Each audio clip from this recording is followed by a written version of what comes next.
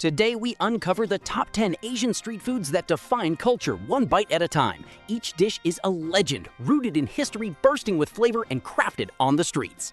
Number 10. Satay, Malaysia. Malaysia sits at one of Asia's oldest cultural crossroads. For centuries, Chinese merchants, Indian traders, Arab sailors, and Malay communities moved through the region, carrying ingredients and cooking methods with them. That movement shaped Malaysian food into something layered and difficult to place inside a single category. And few dishes explain that mixture better than satay. Satay is grilled skewered meat, usually chicken, beef, or lamb, marinated in spices and cooked over charcoal. The structure sounds simple. The technique is not. Turmeric often gives the meat its recognizable yellow color, while garlic, coriander, and aromatics penetrate during marination. But the most important transformation happens over fire. Charcoal creates smoke, and smoke changes flavor. Number 9. Laksa, Malaysia. Laksa is a bowl shaped by migration. Malaysia's coastline connected Chinese communities with local Malay culture for centuries. That blending produced Peranakan cuisine, food that belongs completely to neither tradition and entirely to both. Laksa emerged from that meeting. The word now describes multiple regional dishes, but most laksa varieties share a common structure. Noodles, spiced broth, layered aromatics, and aggressive flavor contrast. Two styles dominate. Curry laksa relies on coconut milk and spices, producing a broth that feels rich and warming. Assam laksa moves in the opposite direction. Instead of creaminess, tamarind creates acidity and sharpness. The contrast is intentional. Number 8. Bao, China. Chinese street food values function as much as flavor. Few foods show this better than bao. Bao are steamed buns filled with meat, vegetables, or sweet fillings. Unlike baked bread, steaming keeps the dough soft and elastic, creating a bun that gently holds and protects what's inside. The fillings change across regions. Char siu pork, custard, red bean, vegetables. But the idea stays the same. Portable, affordable, and practical. Historically, bao became popular among workers and travelers because they were easy to carry and filling to eat. Over time, practicality became tradition. Today, bao is enjoyed worldwide, not because it was made to look fancy, but because it was made to work. Number 7. Jiaozi, China. Jiaozi are built around one idea: sealing. These Chinese dumplings wrap pork, vegetables, or shrimp inside thin dough, then are boiled, steamed, or pan-fried. The folds are not just decoration. Each pleat strengthens the seal and keeps the filling intact during cooking. Without it, the dumpling fails. Jiaozi became especially common in northern China, where wheat-based food suited the climate better than rice. Geography shaped the dough, and dough shaped culture. Over time, jiaozi gained symbolic meaning during Lunar New Year, their shape resembling ancient Chinese currency and representing prosperity. But symbolism alone did not spread them. Practicality did. They could be prepared in large batches, shared, stored, and cooked quickly, which made them family food. Conversation food. Today, jiaozi remain loved for texture as much as tradition. Soft when boiled, crisp when pan-fried. Number 6. Takoyaki, Japan. Japan approaches street food differently. Precision matters, presentation matters, and sometimes the cooking itself becomes entertainment. Few foods explain that better than takoyaki. Takoyaki originated in Osaka, a city famous for casual food culture and crowded street markets. The dish consists of batter cooked inside a special molded pan and filled with diced octopus, green onion, and pickled ginger. The shape matters. The batter is rotated repeatedly during cooking until it forms a near-perfect sphere. That movement is the mechanism. The exterior browns while the center stays soft and almost creamy. The contrast is intentional.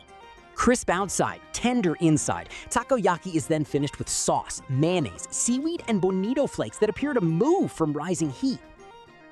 That visual effect became part of the experience. Takoyaki is not just eaten, it is watched. And Japan's street food culture does not only celebrate savory food, some of its most memorable dishes are built around sweetness. Number 5. Taiyaki, Japan. Taiyaki looks playful, but its design is deliberate. The fish-shaped pastry first appeared in Tokyo during the early 20th century and quickly became associated with festivals and street vendors.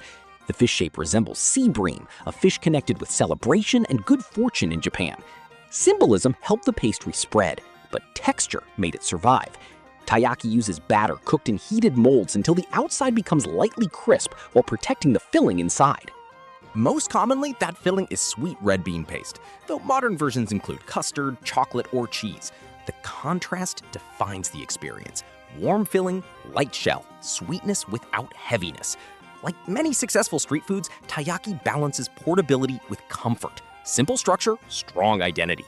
But if Japanese street food values precision and controlled sweetness, India moves in the opposite direction, toward intensity. Number 4. Chaat, India. India's street food culture is built around contrast, and few dishes demonstrate that better than chaat. The word itself refers less to one recipe and more to an entire category of snacks found across Indian cities. Pani puri, aloo chaat, bhel puri. Different forms, same philosophy. Chaat combines opposing flavors inside a single bite. Sweet, spicy, tangy, crunchy, soft. That layering is intentional. Tamarind adds acidity, yogurt cools heat, spices build aroma while fried components create texture. The palate never settles. That is the feature. Many historians trace chaat back to northern India, where spice-heavy foods and street markets developed alongside dense urban populations. The food needed to be fast, but memorable, and chaat became exactly that. Not quiet food, exciting food. Number 3. Kathi Roll, India. Kathi rolls began in Kolkata. Originally, vendors grilled skewered meat and wrapped it inside paratha flatbread so customers could eat while walking. Practicality created the dish. The name comes from the skewers themselves, once made from bamboo sticks known as kathi. The structure remains simple: flatbread, filling, wrap. But the flavor feels larger than the build suggests. Spiced chicken, lamb, paneer, onions, and chutneys create warmth and aroma inside a portable format. The bread matters. Paratha provides flexibility while holding oils and sauces without falling apart. That durability helped Kathi rolls spread far beyond Kolkata. Street food solved a problem again. How do you make a full meal portable? Wrap it! And while India built flavor through spice and portability, Thailand built one of its most famous dishes through national identity itself. Number 2, Pad Thai, Thailand. Thailand's street food culture is difficult to separate from its streets themselves. Night markets, roadside stalls, and open-air kitchens form part of daily life rather than occasional experiences. And among those dishes, Pad Thai became something larger than food. It became national branding. Pad Thai consists of stir-fried rice noodles, typically cooked with egg, tofu, or shrimp, bean sprouts, peanuts, and a sauce built around tamarind. The flavor profile is deliberate: sweet, salty, sour, savory. Thai cuisine often relies on balancing competing tastes rather than allowing one flavor to dominate. Pad Thai follows that principle closely, but its rise carries unusual history. And while India built flavor through spice and portability, Thailand built one of its most famous dishes through national identity itself. During the 1930s and 1940s, Thailand promoted certain foods as symbols of national identity. Pad Thai benefited from those efforts and gradually became associated with the country itself. Politics influenced dinner. The wok technique matters too. High heat cooks quickly while preserving texture. Rice noodles soften without becoming mushy, while proteins and aromatics develop slight browning. Timing becomes critical. Too much heat dries the noodles, too little heat weakens the texture. That balance is the feature. Mango sticky rice feels simple. Rice, coconut milk, mango. But simplicity can hide complexity. The dessert, known as khao niao mamwang, depends heavily on ingredient timing and regional agriculture. Thailand produces mango varieties known for fragrance and sweetness, while glutinous rice behaves differently from ordinary rice due to its starch composition. That starch changes everything. Glutinous rice becomes sticky because it contains high levels of amylopectin, creating a texture that clings together rather than separating into loose grains. That texture is the feature.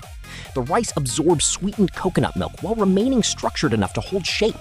Then comes contrast. Street food is more than convenience. It reflects history, geography, and the people who shaped it. From past to plate, every dish carries a story. Tell us in the comments what food or country you want us to explore next. And if you enjoyed this video, don't forget to press like and subscribe to Past and Plate for more food history and food explained documentaries. Thanks for watching.